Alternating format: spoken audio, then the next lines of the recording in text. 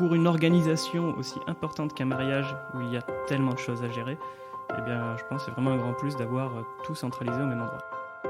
Et ça enlève en fait une tâche qui est assez lourde tout de même aux mariés, et vraiment de leur donner l'outil clé en main.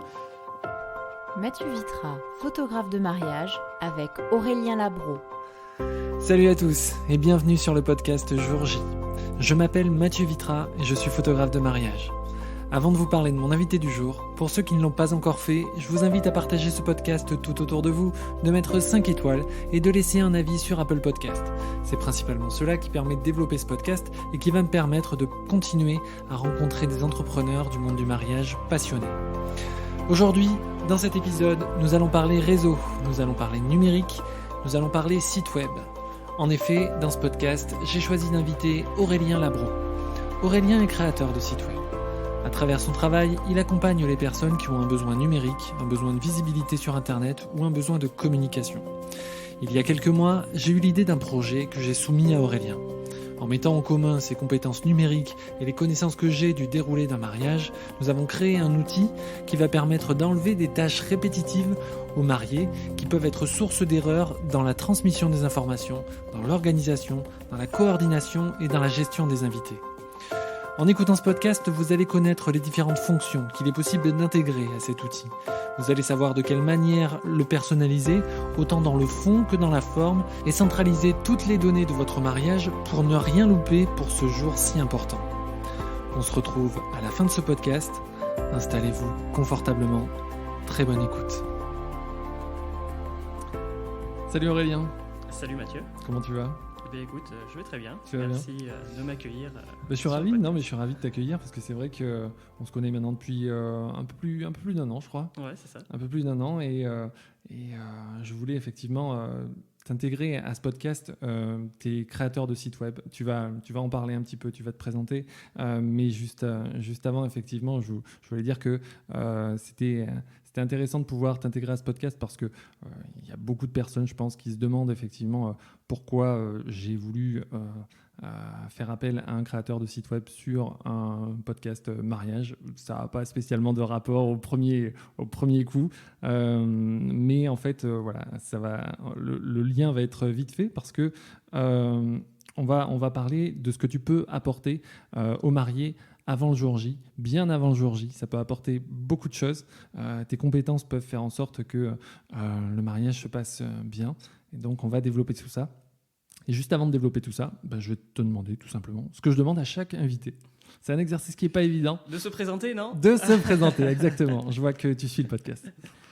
Vas-y, je te laisse te présenter. Alors, eh bien, bonjour à tous. Je m'appelle Aurélien Labro. Donc, je suis créateur de site web. J'ai créé l'entreprise Light Marketing il y a un an maintenant.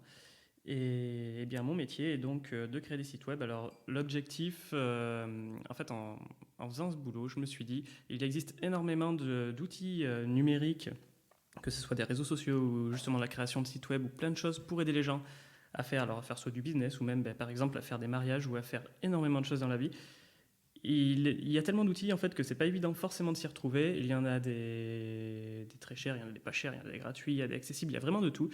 Et je voulais essayer justement, je veux même essayer d'aider, j'aide les gens, on va dire, au quotidien à utiliser tous ces outils numériques qui sont finalement à leur portée et pour les aider dans leur vie, quoi. Tu travailles avec les entreprises, mais tu travailles aussi avec les particuliers. Ouais, voilà. Toute personne susceptible en fait d'avoir un besoin numérique, je travaille avec lui. Alors, c'est vrai que je suis spécialisé vraiment dans la création de sites web parce que le numérique c'est extrêmement vaste. Mais par exemple, j'ai des clients avec qui je fais un peu d'accompagnement sur les réseaux sociaux, sur divers services qui peut les aider au quotidien. Tu vas travailler aussi sur les réseaux, pas que sur les sites. Parce qu'on avait parlé un jour ensemble de ta vision des choses. Tu disais effectivement que le site, c'était plus quelque chose que tu considérais comme, par exemple, un bateau. Ouais, exactement, c'est ce que j'allais dire. Tu vois, j'ai bossé. Bien retenu. Et en fait, les réseaux, c'est plus la voile. Exactement. En fait, je pense que les deux sont complémentaires. Donc, le site web, ça pourrait être l'armature, le bateau, la coque. Et pour le faire avancer, il faut les réseaux sociaux. Alors, il y a les réseaux sociaux, mais il y a aussi d'autres choses, comme par exemple les Google Ads. On peut rentrer dans le sujet, on va en parler pendant 1 heure. Ouais, mais c'est tout un ensemble. Et justement, comme je disais tout à l'heure, il y a tellement d'outils numériques qui existent, il y a tellement de façons de travailler sur Internet que pour s'y retrouver, c'est pas évident, surtout quand on n'est pas dans le domaine. Et même quand on est dans le domaine, on apprend aussi des choses quasi tous les jours. Donc voilà, c'est...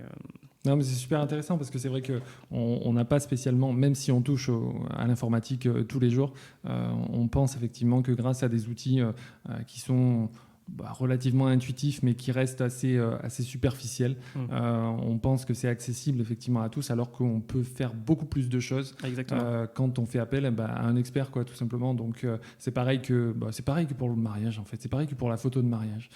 Il existe effectivement pas mal de personnes qui savent appuyer sur un bouton pour faire une photo, mais en fait il y a beaucoup de choses autour.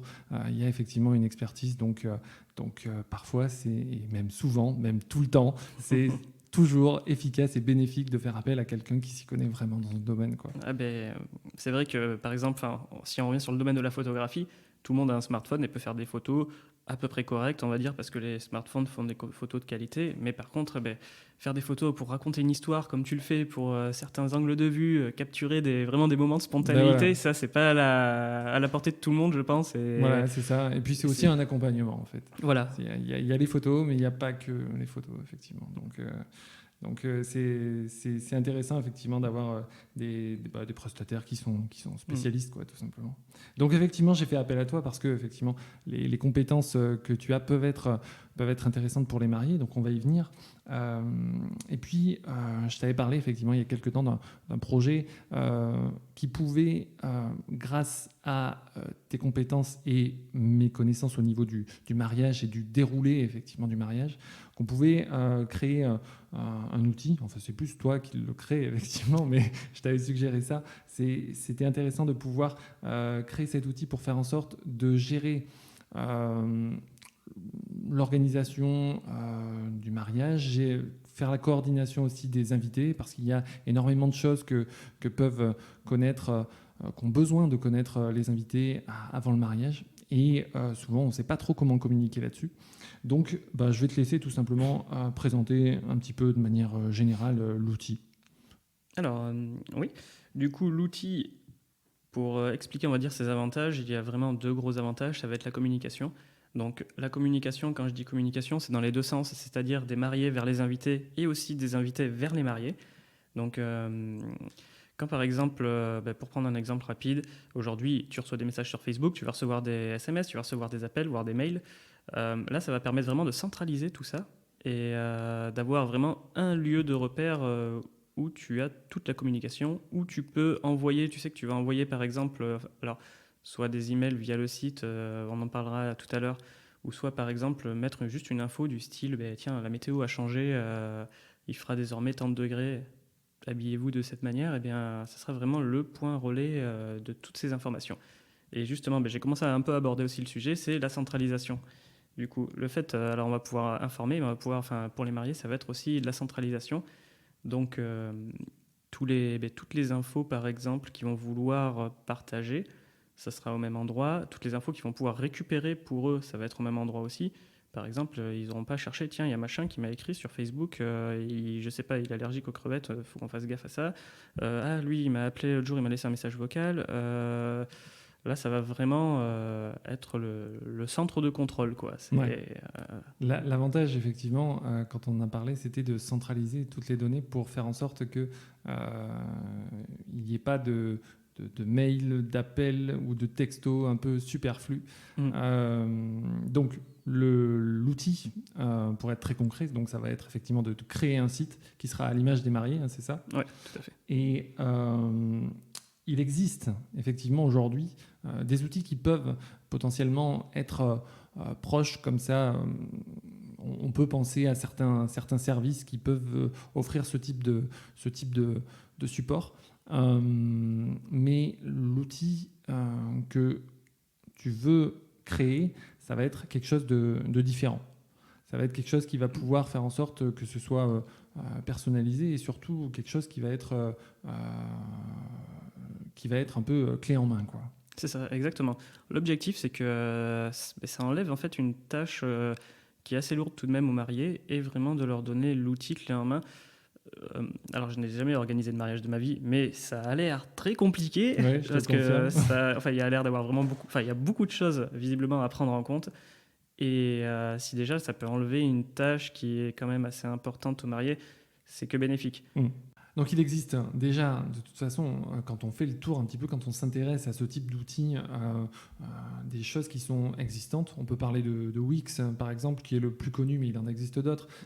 Mais il va y avoir un intérêt particulier de passer par toi. Ça va être la personnalisation, ça va être l'aspect clé en main, mais ça va être d'autres avantages. Oui, donc Wix, c'est vrai que ça reste quand même un bon outil. Après, c'est pas clé en main parce que c'est au client, donc c'est au marié de le faire. Si je pourrais comparer ça, pour comparer ça facilement, enfin rapidement à notre service, par exemple, Wix, c'est vous allez au supermarché, vous achetez les ingrédients et vous faites votre propre cuisine. Tandis que nous, c'est clé en main, c'est comme si vous allez au restaurant et on vous sert le plat sur la table. Donc, Oui, effectivement, le processus de création, c'est vraiment une commande et une livraison. Il va y avoir besoin potentiellement de personnalisation en cours de création, mais le processus de création, ça va être remplissage du questionnaire, saisie des éléments importants, et puis toi après tu vas créer de toutes pièces le produit fini en fonction des attentes des mariés. Et l'aspect, effectivement, les fonctions que vont effectivement offrir des sites comme Wix, ça va être de pouvoir créer un site, mais il n'y aura pas forcément la main sur tout. Et toi, tu vas pouvoir réaliser effectivement le travail pour les mariés et ils n'auront pratiquement rien à faire eux-mêmes, quoi. Ouais, c'est ça. L'idée, c'est vraiment qu'ils aient rien à faire. Alors, si, ils auront juste à remplir le questionnaire. Et après, pareil, une fois que le site, on va dire, est terminé, eh bien, ils peuvent me dire, oh, ça, est-ce que je peux le changer? Je verrai plus ça comme ça. Bien sûr, tout est personnalisable à 100%. Wix reste très intuitif, mais par exemple, c'est pas évident de faire exactement non plus ce que l'on souhaite. Enfin, voilà. Wix a aussi ses limites que nous n'avons pas parce que du coup, on part vraiment d'une page blanche. Si on peut coder, enfin voilà, il y a plein de choses qui sont faisables et donc voilà. Super, nickel. Alors en fait, effectivement, dans un mariage, il y a beaucoup de choses à penser et il va y avoir différents éléments à intégrer dans l'organisation. Quels sont, à ton avis, les avantages que vont avoir effectivement l'outil que tu vas créer pour les mariés? Alors, l'avantage, surtout numéro un, ça va être vraiment d'avoir tout au même endroit. Par exemple, alors je ne sais pas toi comment tu t'es organisé lorsque tu as fait ton mariage. J'imagine que les mariés doivent avoir un endroit où ils ont la liste des invités, un endroit où ils ont la liste du menu, enfin le menu par exemple, un endroit où ils gèrent l'hébergement. Déjà d'une, c'est compliqué de s'y retrouver dans un dossier. Alors soit ils le font, s'ils sont un peu à l'ancienne, avec des feuilles, soit numériquement avec l'ordinateur, mais pareil, ça va créer plein de fichiers. Là, l'idée, c'est vraiment d'avoir un seul outil, quelque chose vraiment de centralisé. On se dit, tiens, les mariés, ils cliquent à tel endroit et ils ont toutes les informations donc, qu'ils veulent récupérer via les invités ou même qu'eux veulent envoyer aux invités. Et ça permet, en fait, ça permet vraiment de s'y retrouver au lieu de se dire, mince, qu'est-ce que j'ai fait de l'endroit où j'ai noté tout pour l'hébergement, je sais pas, j'arrive pas à retrouver la feuille ou le document, ou j'ai oublié de m'en occuper tout simplement parce que j'étais focus sur autre chose. Et bien là, ça permet vraiment de centraliser tout ça. C'est comme un classeur numérique vraiment, avec des petites étiquettes et qui permet de se dire, tiens, ça c'est géré, ok, ça c'est... et ça permet de centraliser les infos. Et c'est pour une organisation aussi importante qu'un mariage où il y a tellement de choses à gérer, eh bien, je pense que c'est vraiment un grand plus d'avoir tout centralisé au même endroit. Ouais, non seulement ça, mais aussi pour pouvoir effectivement les communiquer à tous les invités. Parce que moi, je sais qu'effectivement, par rapport aux différents mariages que j'ai pu suivre, il y avait quelques couacs qui, je pense, auraient pu être solutionnés par un outil comme ça. Parce que c'est vrai que même si certains peuvent être potentiellement un peu allergiques à l'outil informatique, ça n'empêchera pas de toute façon qu'il y aura quelques appels, quelques textos qui seront hors de cet outil. Mais en tout cas, ça peut effectivement centraliser toutes les informations. Et ça, je pense que ça peut apporter beaucoup, et ça peut apporter effectivement beaucoup de bénéfices aux mariés et à l'organisation de manière générale. Alors avant de rentrer dans les différentes fonctions du site en question, de l'outil, tu vas pouvoir aussi aider les mariés à utiliser certains supports qu'on utilise tous les jours, mais pas dans ce contexte-là. On va utiliser effectivement nos différents réseaux sociaux, on va utiliser des outils que peu de gens connaissent également dans ce contexte. Tu me parlais de Facebook, Instagram, mais des logiciels aussi, enfin des services en ligne comme Canva par exemple. Canva, tout le monde ne l'utilise pas, mais pourtant c'est un service qui, je pense, peut aider à pas mal de choses dans ce contexte-là. Est-ce que tu peux me parler un petit peu ? Alors oui, mais par exemple, si on parle de Canva, alors Canva, je pourrais faire des éloges pendant très longtemps sur eux. Alors j'ai aucune action chez eux, mais bon, c'est vraiment un outil incroyable parce qu'il est très très simple d'accès. C'est très facile de réaliser des choses qui sont superbes, il y a des très beaux templates dessus. Donc qu'est-ce que vous pouvez faire avec Canva ? Avec Canva, vous pourrez par exemple faire vos faire-part, vous pouvez même, pourquoi pas, imprimer les menus aussi pour les mettre sur les tables, ou en fait tout ce qui va toucher un peu plus au papier, ou même, pourquoi pas, même des logos aussi, enfin au graphisme en fait. Ça va être tout ce qui va être graphique. Vous allez pouvoir le réaliser et simplement avec Canva et gratuitement. Donc ça, par exemple, c'est un des outils qui sont incroyables. Je pense que si on retourne 10 ans en arrière, ce genre d'outil n'existait pas ou était peut-être la suite Adobe, mais excessivement cher et peu accessible. Là, aujourd'hui, des outils comme ça, alors justement, on peut vous conseiller sur ce type d'outils à utiliser, même, pourquoi pas, vous apprendre à les utiliser ou même les utiliser pour vous. C'est des choses qu'on peut proposer aussi, de faire des faire-part, par exemple. Vous nous dites, tiens, est-ce que vous pouvez nous faire des faire-part ? Et puis, c'est des choses qui peuvent être faites. Alors, on a parlé de Canva, il y a aussi Pinterest aussi, qui est un superbe outil. Alors, Pinterest, c'est une sorte de réseau social. Pour vous faire le speech rapide, j'imagine qu'il y a pas mal de gens qui connaissent tout de même. C'est une sorte de réseau social où il n'y a que des images et vous pouvez faire des recherches par thème et c'est très bien fourni. Donc, par exemple, imaginons que le thème du mariage, ce soit thème chic, tenue chic, je ne sais pas où, tenue bleue et blanche, je ne sais pas, enfin, peu importe. Et bien sûr, Pinterest, vous pouvez faire des recherches sur par exemple, par thème, voilà, sur ce type de tenue, et vous aurez énormément de photos, et ça va vous donner alors, soit une inspiration, soit des idées, où vous allez savoir quoi porter le jour du mariage, et même au-delà de ça, même pour les mariés, je ne sais pas, s'ils ont des envies de décoration, par exemple, ils se disent, on aimerait faire ce thème-là, mais je ne sais pas comment décorer alors soit la salle, le chapiteau, peu importe où c'est fait, vous pouvez trouver ce genre de choses sur Pinterest. Ça, c'est des outils effectivement que tu vas conseiller aux gens qui te sollicitent pour pouvoir effectivement personnaliser encore plus le site en fait. Et ça va être effectivement des outils qu'on va pouvoir pour la création graphique Canva, pour pouvoir faire par exemple le logo du mariage. Quand on se marie, effectivement, on aime bien faire un truc ultra personnalisé avec les couleurs du mariage, le thème. Si c'est un peu bohème, on va faire des choses un peu ou champêtres, des choses un peu nature comme ça. Donc ça va être intéressant pour ça. Et Pinterest, par exemple, sur lequel on va pouvoir intégrer un lien sur cet outil pour faire en sorte que, par exemple, explique-le en fait. Je te laisse l'expliquer. Pardon. Par exemple, Pinterest aussi pourrait être intégré au site. Alors, admettons qu'il y aura une section dress code avec le thème du dress code. Bon, ça peut peut-être parler aux mariés, mais ça va peut-être pas parler à tous les invités, justement, le thème du dress code, où certains se disent, mince, comment je vais m'habiller en fait pour respecter ce dress code, être dans le thème.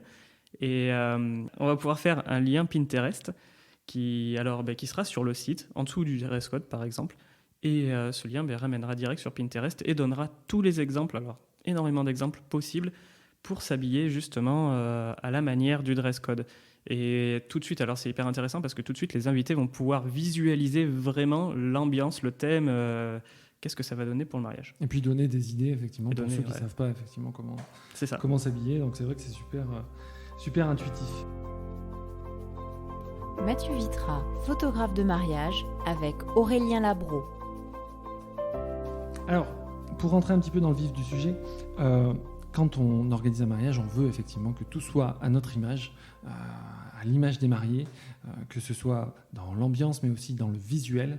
Donc l'intérêt de cet outil, ça va être effectivement que ce soit personnalisable dans le fond et dans la forme. Alors pour parler de la forme, quand les mariés vont te solliciter, tu vas pouvoir leur mettre à disposition plusieurs modèles, mais tu vas pouvoir aussi faire quelque chose de complètement sur mesure en fonction de leurs attentes, en fonction des couleurs, en fonction des polices d'écriture voulues. Peut-être qu'il y a des choses un peu précises. Comment tu vas faire par rapport à ça ? Exactement, c'est vrai que, comme tu dis, sur le fond, on peut faire plein d'outils qui peuvent être très utiles, mais il y a aussi la forme qui est importante parce que le mariage, c'est un jour très spécial.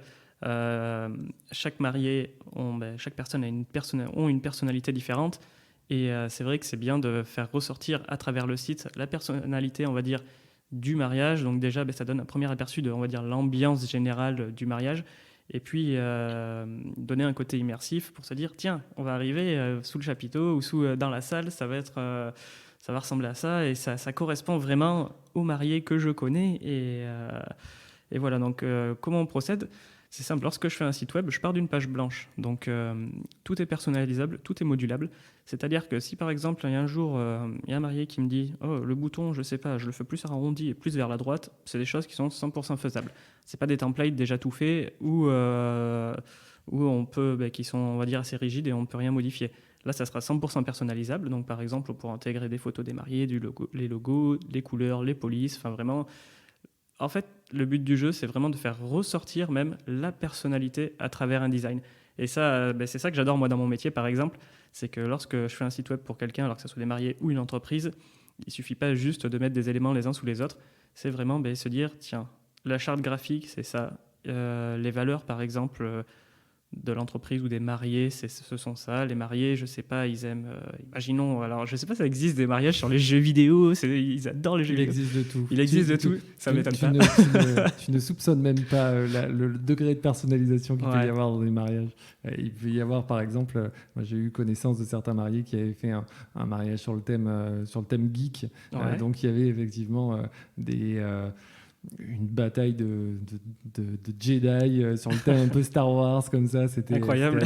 C'était assez fou. Donc c'est vrai que tout est possible, quoi. Sky is the limit. Donc, effectivement, à partir de là, tout est réalisable. Ouais. Mais donc ça va être effectivement... Pardon, vas-y. Et bien voilà, là l'idée c'est vraiment de faire ressortir la personnalité et surtout de rendre le site unique, quoi, de se dire tiens, c'est mon mariage, c'est notre moment à nous. Je me dis que les mariés doivent se dire ça, c'est notre moment à nous, c'est un jour hyper important. Et bien voilà, il faut que ça soit unique, il ne faut pas que ça soit le site web comme tiens, moi aussi j'ai fait un site web, tous les mariés ont le même site web. Non, c'est notre site web et ça ressemble vraiment à nous en fait. On est déjà dans le mariage avant même d'y être, quoi. Voilà, c'est ça, exactement. Ça, c'est une sorte d'aperçu, de teasing, voilà, c'est... Alors, l'un des points sur lesquels certains invités peuvent, et même les mariés, peuvent avoir quelques réticences, ça va être l'accès. En fait, on va mettre beaucoup de nous en tant que mariés. Je me mets à la place effectivement des mariés, mais on va mettre beaucoup d'informations qui peuvent être un peu perso, quoi. Ouais. Moi, l'une des choses que je me demande, c'est comment faire en sorte que si je travaille dans une entreprise, que mes collègues que j'ai pas spécialement invités et avec lesquels je m'entends bien professionnellement, mais je vais pas spécialement les inviter à mon mariage, que ces informations ne soient pas accessibles à tout le monde en fait. Comment ça va se passer ça ? Alors, il y a deux manières justement de le faire. La première, ça va être de ne pas indexer le site sur un moteur de recherche comme Google par exemple. Il ne faut pas que le site soit trouvable sur Google parce que si un jour vous faites votre mariage et il y a 500 personnes en plus qui arrivent juste parce qu'ils ont vu votre site, je pense que ça va poser problème un peu. C'était pas très bien. Voilà. Et secondo, pourquoi pas mettre des codes d'accès pour accéder au site. Donc justement, ça va être là, vous allez inviter tous les mariés. Les mariés vont mettre des codes d'accès. En fait, ils vont s'inscrire au site. Comme ça, vous allez voir exactement qui est-ce qui est inscrit. Et même les gens qui vont pouvoir s'inscrire, ce seront les seuls qui auront le lien. Donc vous allez vraiment filtrer. Et secondo, une fois que les gens seront inscrits, alors à voir comment les mariés veulent fonctionner, ça va vous faire récupérer les adresses mail et pour communiquer sur quoi que ce soit, ça va être beaucoup plus simple. Donc les mariés, du coup, en termes de sécurité des informations, à travers toi, ils vont pouvoir avoir la main sur l'accès en fait à toutes ces informations et savoir qui va avoir accès aux informations qu'ils vont mettre sur le site en fait. Exactement. C'est même essentiel qu'il n'y ait pas de surprise, qu'ils voient vraiment toutes les personnes qui viennent sur le site et à qui ils ont accès. Donc vraiment, ça va être, comment dire, ça peut même être vraiment mis en avant pour eux, c'est-à-dire ils peuvent recevoir des notifications ou autre pour savoir dès que quelqu'un s'inscrit et de façon à ce qu'ils disent, bah, tiens, un jour il reçoit une notification, mais attends, c'est qui lui qui s'est inscrit tout de suite, ils vont pouvoir filtrer. Enfin, tout le monde ne va pas pouvoir s'inscrire non plus, dans la mesure où il faut le lien et voilà. Donc, non, c'est un aspect important tout de même, la sécurité. Donc, de toute façon, s'il y a des personnes qui ont effectivement des questions concernant la sécurité, ils peuvent effectivement te contacter. Ouais. On te donnera effectivement les informations dans la description de ce podcast et même sur mon site mathieuVitra.com/le-journal. Mais c'est vrai que c'est super important de pouvoir faire en sorte que les informations qu'on donne qui sont effectivement perso ne soient pas accessibles à tout le monde en fait. Exactement. Alors un avantage aussi du site justement sur le côté sécurité, c'est que par exemple si vous passez par un site, ça sera plus discret que par exemple sur un réseau social. Admettons que vous créez un événement Facebook, vos amis, alors admettons que vous ayez je sais pas, 300 amis sur Facebook et les 300 ne sont pas invités, ils ne verront pas machin à créer un événement ou même machin à commenter telle ou telle chose à propos de l'événement. Et ça vous gardera ce côté vraiment discrétion, vous communiquez à qui vous voulez. Très bien. Alors, pour parler un petit peu des fonctions concernant justement cette transmission d'informations, on va pouvoir transmettre d'une manière très intuitive et super intéressante quel type d'informations on va pouvoir transmettre aux invités. Alors, pour les informations justement intégrées au site, je dirais il y a deux types d'informations. Les premières informations, ce sont les informations, on va dire, qui sont constantes, qui ne vont pas changer régulièrement. Donc, comme tu l'as dit, il y a l'histoire, par exemple, des mariés. Alors, ils vont pouvoir, c'est du storytelling, en fait, raconter un peu leur histoire. Tiens, comment on s'est rencontrés, qu'est-ce qui fait qu'aujourd'hui, nous sommes heureux et pourquoi on a envie de se marier, pourquoi on a envie d'aller de l'avant. Donc, ça, c'est bien sûr, c'est quelque chose d'important à transmettre, même si les mariés, j'imagine, vont connaître tous les invités. Tout de même, forcément, ils n'ont pas parlé forcément à tout le monde de leur rencontre ou autre, et c'est quelque chose qui va être aussi immersif. Après, par exemple, bien, le dress code, j'imagine qu'une fois qu'il est choisi, il ne va pas changer tous les 4 matins. Et le second type donc, d'informations que l'on peut transmettre, ça va être des informations plus instantanées. Donc, c'est-à-dire, par exemple, la météo, d'une semaine à l'autre, ça peut changer. Et justement, c'est ça qui va être incroyable, ça va être quasi du temps réel, en fait. Lorsque les mariés vont vouloir mettre quelque chose sur le site, alors ça peut être la météo, mais ça peut être aussi le lieu. Le lieu et la météo sont généralement liés, parce que si vous le faites en extérieur et qu'ils annoncent gros orage, vous allez pouvoir changer le lieu et le mettre pareil instantanément sur le site. Donc c'est pour ça qu'il y a vraiment ces deux aspects de communication sur le site. Je ne sais pas si ça répond bien à ta question. Si, ça répond bien. Comme tu disais, effectivement, il y a des informations qui vont être fixes, des choses qui vont être assez figées, mais qui sont de toute façon modifiables à tout moment. Exactement. Si des fois, il y avait effectivement des changements même dans l'inspiration, que des mariés qui se disent « Ah, ça, on l'a mis comme ça au départ, mais en réfléchissant, effectivement, je l'aurais peut-être mis autrement. » Ça, effectivement, ça se fait assez rapidement. La modification via un contact avec toi peut se faire assez rapidement. C'est ça. Elle se fait instantanément. Donc, c'est aussi l'un des intérêts de l'outil et de travailler effectivement avec toi sur ce...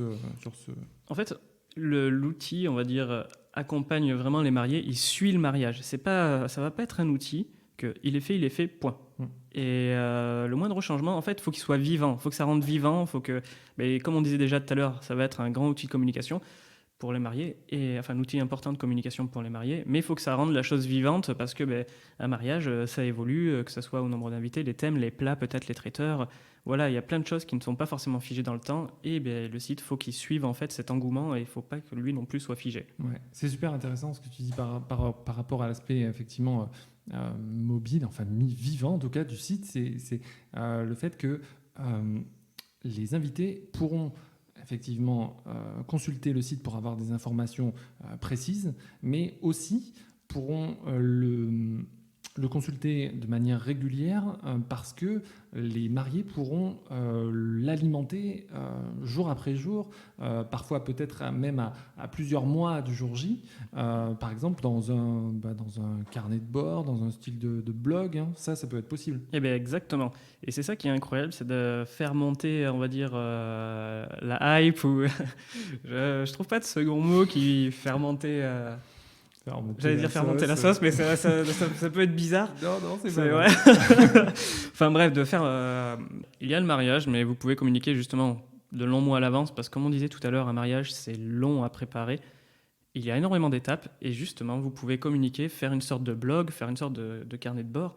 Et par exemple, tiens, ça y est, on est à jour sur les préparatifs, tu vois. Essayer de communiquer là-dessus et comment dire, de faire vivre pas que le mariage, genre, tiens, les gens sont invités, ils vont venir tel jour, point. C'est vraiment de faire vivre toute l'ambiance du mariage tout au long, alors que ce soit des préparatifs. Mais tiens, par exemple, ça y est, on a trouvé le lieu. Vraiment essayer de communiquer petit à petit. Et alors, on pourrait faire un parallèle peut-être avec un film, pourquoi pas. Mhm. Un film, quand il va communiquer longtemps à l'avance, il va 6 mois ou 7 mois avant, il va faire une bonne annonce. Après, il va mettre des affiches, ils vont mettre des affiches. Et bien voilà, ça va être une communication, on va dire, par étape. Et bien là, c'est un peu pareil. Le carnet de bord va pouvoir montrer les coulisses des préparations. Et moi, je trouve ça génial parce que c'est hyper immersif. Ça se fait dans plein de domaines maintenant. Un truc tout bête, quand tu fais un shooting, par exemple, tu peux montrer un peu les coulisses. Tiens, il y aura pas que tu montres pas forcément que les photos, tu montres un peu, tiens, comment ça s'est passé, ou pourquoi pas mon matériel, ou voilà. Et ça inclut tout de suite les gens dedans. Ça donne vraiment un aspect relationnel. C'est pas juste un moment qu'on va passer, tiens, voilà, on va passer une après-midi, une soirée, ça va être le mariage. Non, c'est vraiment, c'est leur projet. On a envie de les accompagner parce qu'on est leurs amis, on est leur famille. Et c'est extrêmement immersif. Et moi, je trouve ça incroyable, justement, de pouvoir communiquer, de pouvoir montrer les coulisses. Et surtout aussi, ça fait une sorte de rappel. Ça fait une sorte de rappel. C'est pas ah tiens oui c'est vrai tel jour j'avais oublié il y a le mariage de machin. C'est vraiment c'est un événement et ça comment dire ça fait gagner de l'événement en importance. Alors pour les mariés l'événement est très important, mais du coup pour les invités ça le fait vraiment ça le fait vivre en fait. Ça le fait vivre. C'est super vivant et non seulement sur le fond mais sur la forme de cette fonction vraiment spécifique. En fait, on va pouvoir effectivement intégrer des photos, du texte, mais aussi potentiellement des vidéos. Ouais. Il peut y avoir effectivement certains mariés qui sont un peu à l'aise avec, par exemple, le montage. Ils vont pouvoir intégrer dans ces articles de cette partie blog des vidéos. Et pour pouvoir faire en sorte que les invités soient au courant de nouveaux articles, on va pouvoir intégrer aussi une fonction type newsletter ou des mails qui vont effectivement apparaître en fonction de l'alimentation de cette partie journal, en fait, cette partie blog. Alors, je dirais même que c'est essentiel parce que, bon, soyons honnêtes, admettons, j'ai un ami qui va se marier dans 6 mois, je vais pas me lever tous les matins en allant sur son site. Ah ouais. Et je pense pas être le seul à faire ça, voilà. Donc non, c'est sûr que c'est essentiel pour faire revenir les gens sur leur site. Pardon. Pour faire revenir les gens sur le site, de mettre ce système de newsletter. Alors, le but du jeu n'est pas d'envoyer des newsletters tous les jours, n'est pas de remplir les boîtes mail des gens, parce qu'au bout d'un moment, ils vont être un peu agacés. Le but du jeu, c'est de communiquer. Alors, à de bonnes périodes, de temps en temps, je sais pas, un petit mail par mois, par exemple, en montrant les coulisses ou justement en amenant les gens sur le site. Voilà. En indiquant des changements. Il peut y avoir des modifications particulières sur un horaire, sur un lieu, sur un thème, par exemple. On prend plus bleu, ça va être rouge finalement. Ouais, voilà. J'espère qu'ils n'auront pas acheté leur tenue. Ouais, voilà, c'est ça. Mais bien sûr, ça va va y avoir l'aspect, on va dire coulisses, pouvoir partager des choses, mais aussi l'aspect vraiment notification. Finalement, je sais pas, changement de lieu, ça sera plus à tel endroit, mais à tel endroit, et ça. Ce qui est un peu magique dans l'outil de la newsletter, c'est qu'au lieu de faire tous les contacts sur son téléphone, de potentiellement en oublier un, là, vous aurez la liste des invités donc, qui se seront inscrits sur le site. Vous aurez un mail, vous mettez copier-coller, vous pouvez même cacher les invités si vous voulez pas que tout le monde ait l'adresse mail de tout le monde. Eh bien, vous pouvez faire tout ça d'un coup et en quelques clics, et ça facilite énormément, ça facilite ce qu'on disait tout à l'heure, la communication. En quelques clics, vous pouvez envoyer un mail à une centaine de personnes pour les notifier. Tenez, il y aura changement d'horaire ou quoi que ce soit. Et tout le monde généralement maintenant a ses mails. Alors je vais pas dire tout le monde, mais on va dire une grande majorité a ses Quasiment, mails sur le ouais. téléphone. Et donc tout le monde a l'information spontanément, quoi. Alors, c'est super intéressant parce que c'est vrai que tu parlais tout à l'heure de certains invités qui seraient un peu potentiellement, ou en tout cas qui pourraient avoir peur d'être assaillis de mails et de manière régulière. Bon, alors déjà, effectivement, on peut s'entendre effectivement avec les mariés. De toute façon, ils ont la main et c'est configurable. Exactement. S'il y a certains invités qui ne veulent pas recevoir ce type de mail, tout est à travers toi, tout est configurable, quoi. Exactement. Le jour où quelqu'un va s'inscrire sur le site, par exemple, on va mettre une case. Est-ce que je veux recevoir des mails ou non ? Voilà, c'est configurable. Même les mariés se diront, tiens, lui, il faut qu'on lui envoie un SMS parce qu'on sait qu'il ne va pas recevoir le mail. Alors bon, c'est vrai que dans l'idéal, ce serait que tout le monde mette son mail et ça serait beaucoup plus simple. Mais bon, c'est chacun peut avoir ses envies et puis ce qui est normal. Liberté totale. Liberté totale. L'outil est flexible, c'est-à-dire que vous pouvez moduler, on va dire, les interventions que vous voulez faire sur... si vous voulez faire des newsletters tous les jours, je ne vous les conseille pas, mais s'il y a des gens qui veulent ou pas, par exemple, recevoir les newsletters, si vous voulez en faire plus régulièrement, si vous voulez en faire, ou même si vous ne voulez pas en faire du tout, vraiment, c'est modulable à souhait. Ouais, très bien. Alors, je pense à un truc. Quand j'étais dans un mariage, il y avait effectivement lors du repas, il y avait pas mal de personnes qui avaient des régimes un peu particuliers, qui étaient soit végétariens, soit qui demandaient effectivement des choses un peu particulières par rapport à leur préférence ou leur religion. Ça peut arriver aussi. L'outil va aussi permettre de régler ce problème-là. C'est-à-dire que faire en sorte que les organisateurs, les mariés en l'occurrence, soient informés de ce type de préférence. Comment ça va se passer, ça ? Alors, vous pouvez mettre donc du coup le menu du mariage sur le site. Et alors, c'est pareil, comme je disais, tout est modulable. Par exemple, pourquoi pas faire un bouton en dessous qui va amener vers une page ou amener vers un formulaire qui va dire, tiens, je suis monsieur, madame, machin, et je sais pas, je suis allergique. Alors, c'est mon cas, par exemple, je suis allergique aux crevettes. D'accord. Et bien voilà.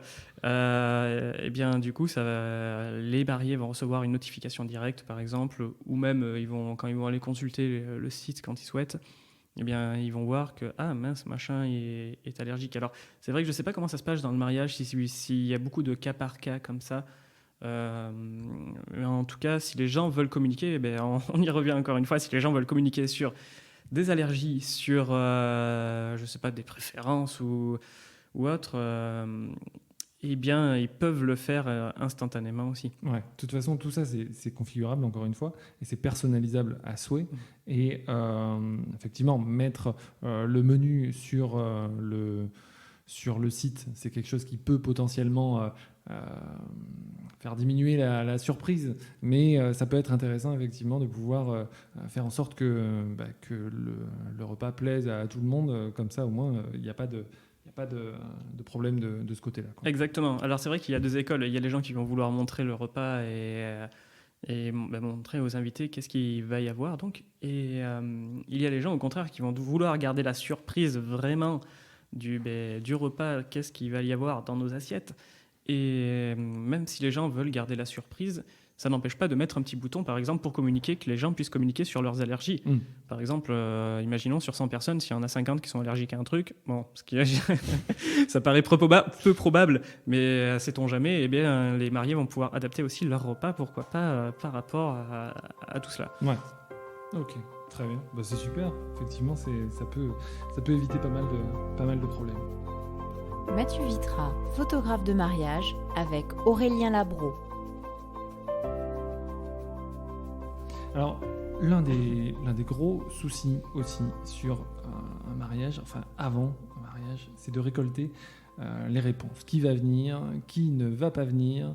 On a aujourd'hui la possibilité d'avoir une fonction dans le site que tu vas créer qui va permettre de savoir précisément qui va venir et qui ne va pas venir et de pouvoir créer un document en parallèle pour lister un petit peu toutes ces personnes, quoi. Exactement.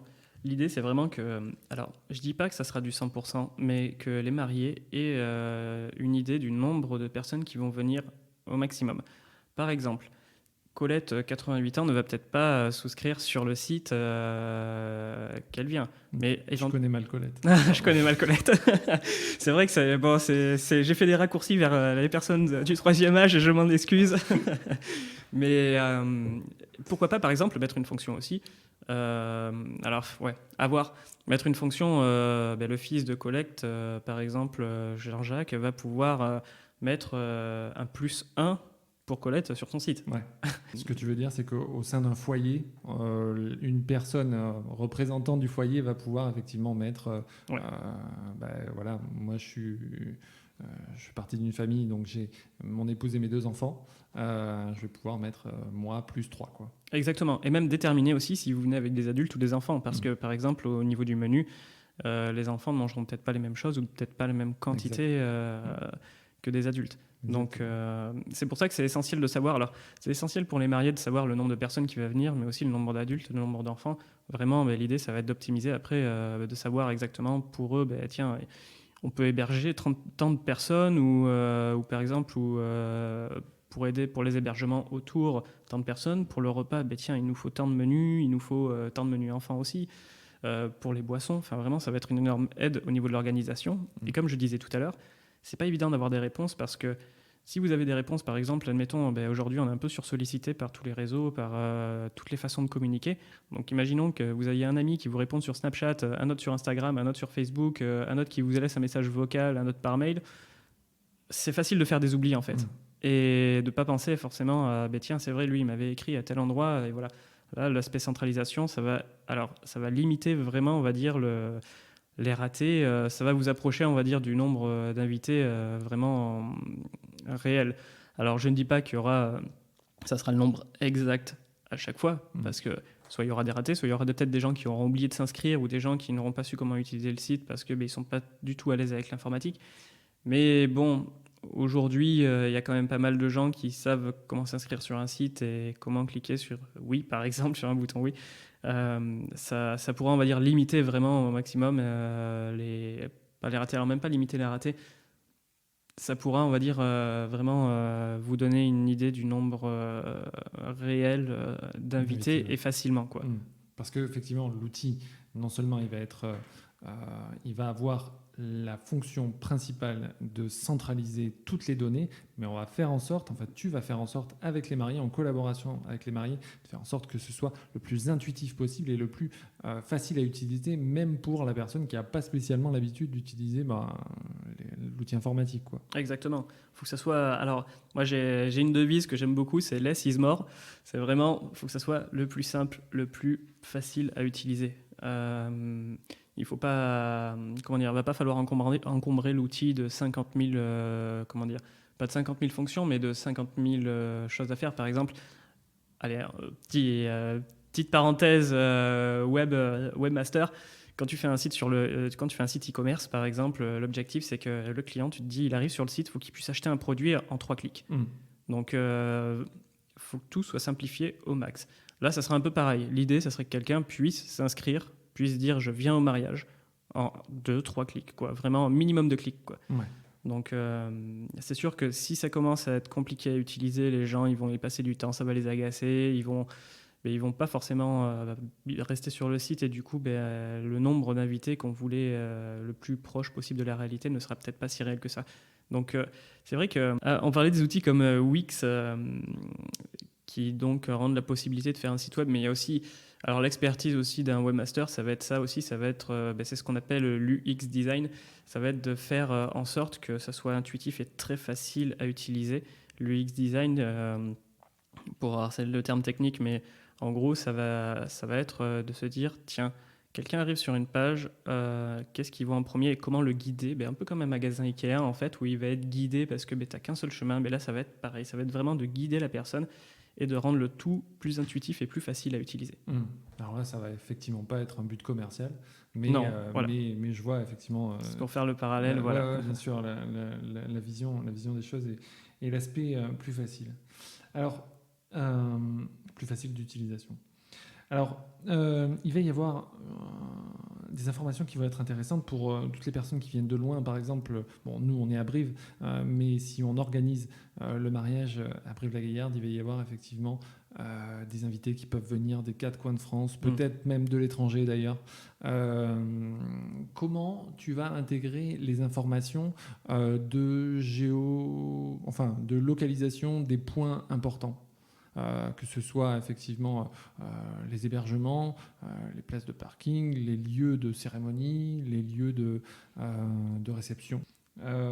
Comment ça va se passer pour les personnes qui viennent de loin et qui veulent forcément être hébergées sur place, coucher sur place? Il va y avoir aussi les adresses, j'imagine. Exactement. Alors, on peut faire la liste. Alors, tout dépend comment les mariés fonctionnent. S'ils hébergent les gens ou après, il y a des mariages de beaucoup de personnes et tout le monde ne peut pas être hébergé non plus.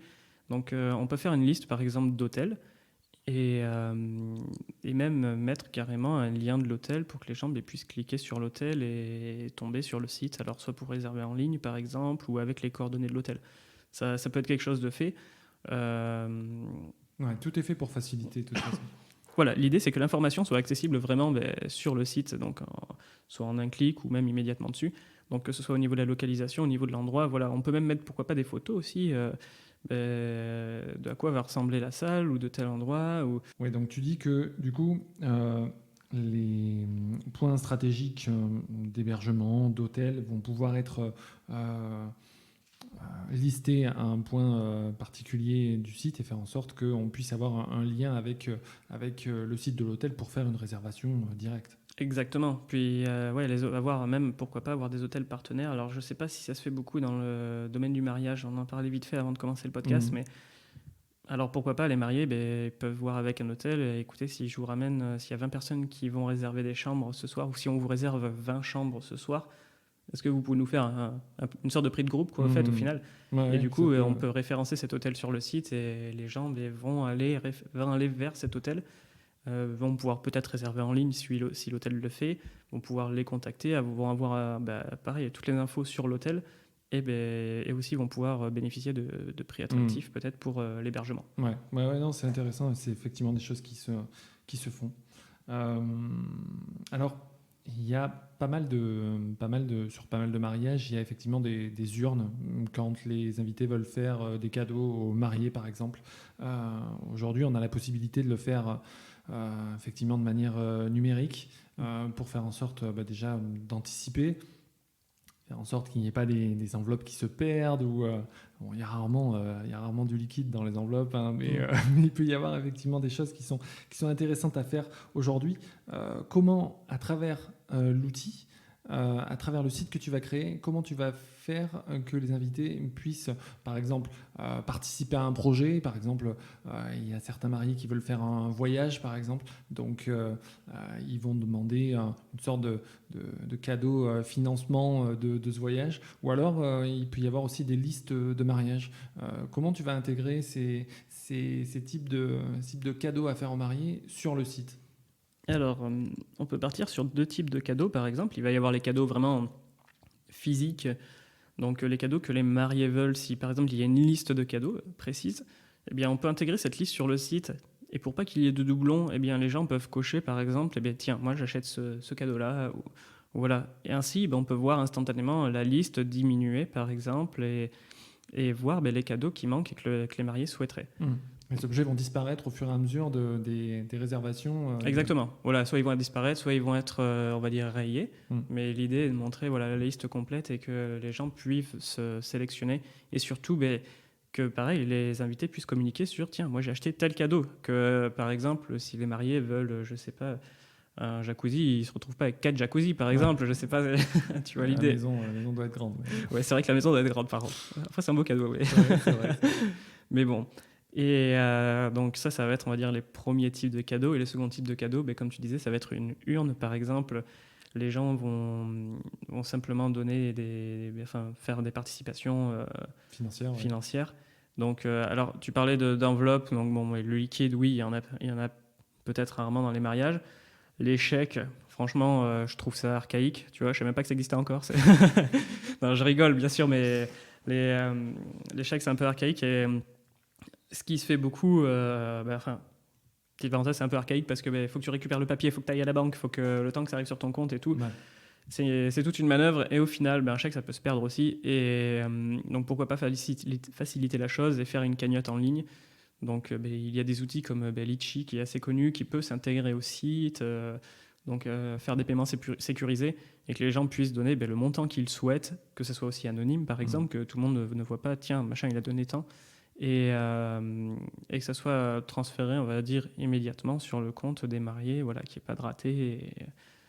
Et voilà, quoi. Super, nickel. Non, mais c'est super pratique. Et ça permet effectivement de régler pas mal de problèmes. Alors, je pense, rapidement, je pense que c'est une simplicité parce que le jour du mariage, même, ça t'enlève un poids. T'es pas là à dire, tiens, où est l'urne, à surveiller en fait quelque chose, quoi. C'est en ligne, c'est le jour du mariage, tu t'en occupes pas, ça enlève un poids, quoi. Ouais. Alors ça peut complètement être complémentaire. Hein. Ah, ça peut être complémentaire, mais je pense que même ça, tout le monde ne va pas forcément faire des dons en ligne, par exemple, mais bien sûr, c'est complémentaire même.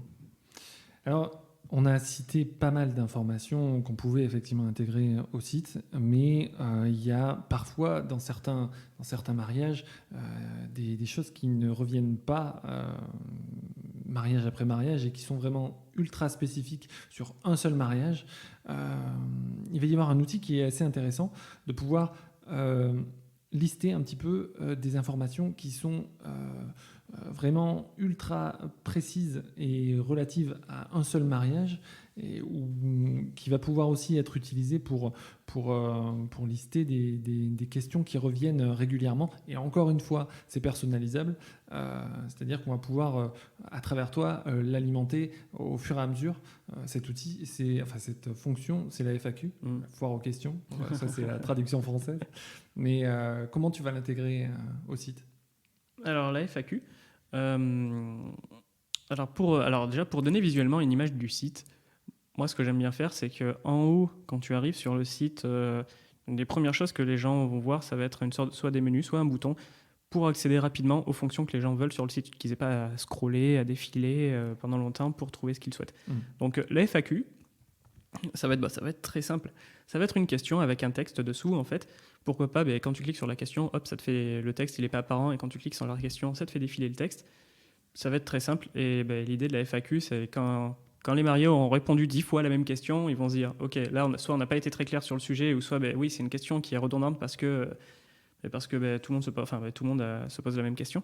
Mais là, l'idée, ça va être de pouvoir y répondre justement, mais soit pareil, en envoyant une newsletter, et en plus en le mettant sur le site voilà, d'avoir des questions, on va dire, qui reviennent régulièrement.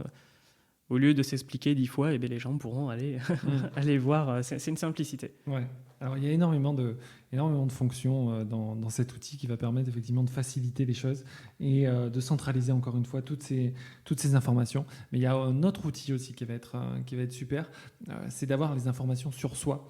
Même plus que une fois qu'on l'aura consulté chez soi sur son ordinateur fixe ou portable ou même qu'on l'ait sur son smartphone, on va avoir le résumé de toutes les informations qui sont les plus importantes sur un fichier, en fait. Exactement. Donc, il y aura deux façons d'avoir les infos. Donc, soit c'est d'avoir du réseau, par exemple, et d'aller sur son téléphone, d'aller sur le site. Mais aussi, on peut mettre un document sur le site à télécharger, donc on va dire format PDF. Parce qu'il faut le savoir, effectivement, tu fais bien de le dire, dans les domaines, souvent, ils sont un peu perdus, les châteaux, et donc il n'y a pas spécialement de réseau. Donc pour récupérer les informations, c'est assez compliqué. Donc du coup, il y a une parade, il y a une alternative. Exactement. Et donc le fait de pouvoir télécharger donc, ce fichier, donc, ça sera soit du PDF, soit du JPEG, à voir suivant la taille que les gens veulent. Bon, bref. Et du coup, ça permettra soit pareil d'avoir le fichier sauvegardé sur son téléphone, et même si tu n'as pas accès à Internet, tu vas pouvoir y accéder, ou même carrément simplement de l'imprimer et de l'avoir dans sa poche. Ce qui peut être sympa, c'est que ça va pas être une page blanche avec juste du texte noir et blanc. Pareil, ça va être quelque chose qui va être personnalisable. Tout à l'heure, on parlait de Canva, et pourquoi pas faire quelque chose de graphique avec une photo des mariés, refaire sortir encore une fois la personnalité du mariage, du thème à travers ce document, et que Les gens aient juste à cliquer, faire un clic, hop, ils l'ont téléchargé, ils le mettent dans leur poche et ils ont toutes les infos. Alors quand on dit toutes les infos, ça va être quoi? Ça va être le lieu, ça va être les hôtels, ça va être tout ce qui peut être pertinent pour que les gens puissent venir au mariage. Admettons, même quand ils sont au mariage, et ah mince, je me rappelle plus de l'adresse de l'hôtel ou du numéro de l'hôtel, eh bien, ils ressortent leur petit papier et ils auront tout dessus. Et encore une fois, c'est Directement. tout à fait configurable et personnalisable par rapport à ce que veulent effectivement transmettre les mariés comme information. Personnalisable à 100%, ça ouais, complètement. Génial. Alors, il y a énormément de fonctions sur ce site. Là, on en cite quelques-unes. Vous pourrez avoir plus d'informations sur mon site, mathieuvitra.com/lejournal. On dira effectivement à la fin de cet épisode où on peut te retrouver. Juste avant, ça c'était effectivement sur avant le jour J, mais il va y avoir aussi des informations qu'on va pouvoir mettre après le jour J. Une fois que tout est passé, une fois que la fête est terminée, il va y avoir pas mal de choses qu'on va pouvoir intégrer à ce site. Par exemple, généralement, il se peut que quand on peut voyager, on ait envie de faire un voyage de noces et de raconter un petit peu ce qui va se passer. Donc ça, comment on va pouvoir l'intégrer au site ? Alors exactement, comme on disait tout à l'heure, le site, ça va pas être juste un outil qui va être là pour le jour du mariage, ça va être là avant pour montrer les coulisses, ça va être là pendant le mariage et ça va être là après. Donc bon, le site sera éphémère, le but du jeu c'est pas qu'il reste pendant 3 ans en ligne, à moins que les gens le veuillent aussi, tout est faisable, mais l'idée c'est justement de faire continuer la magie de ce mariage. C'était pas juste un moment, c'était pas juste une après-midi, mais l'histoire d'amour continue derrière et on a envie si les mariés ont envie de partager, donc par exemple leur voyage de noces, leur montrer des photos, comment ça s'est passé, c'est un lieu de rassemblement en ligne en fait. C'est au lieu d'envoyer les photos, c'est un lieu de rassemblement en ligne. Et même au-delà de ça, donc ils peuvent partager leur voyage de noces, ils peuvent mettre un livre d'or aussi. Si les gens après le mariage veulent mettre un commentaire, tiens, j'ai passé une superbe soirée, bisous les amoureux, quelque chose de ce style, c'est complètement faisable. Aussi pour l'aspect, ça c'est hyper important, pour l'aspect photographie du mariage. Par exemple, toutes les photos que tu vas prendre du mariage, on va pouvoir mettre un lien pour que les gens puissent récupérer ces photos en haute définition, même pouvoir faire les imprimer, tous les services que tu peux proposer ensuite. Vraiment, il va y avoir une continuité et l'idée, c'est de faire vivre la magie jusqu'au bout, quoi. Super. Effectivement, comme tu le disais, ça va dans les deux sens, que pouvoir effectivement faire en sorte que les mariés puissent transmettre des informations, mais aussi que les invités puissent mettre des remerciements ou faire un livre d'or, alimenter un livre d'or. Ça, c'est génial et surtout au même endroit, quoi. Tout est centralisé, donc c'est super. Voilà, encore une fois, on a fait le tour de quelques fonctions qui peuvent être intéressantes.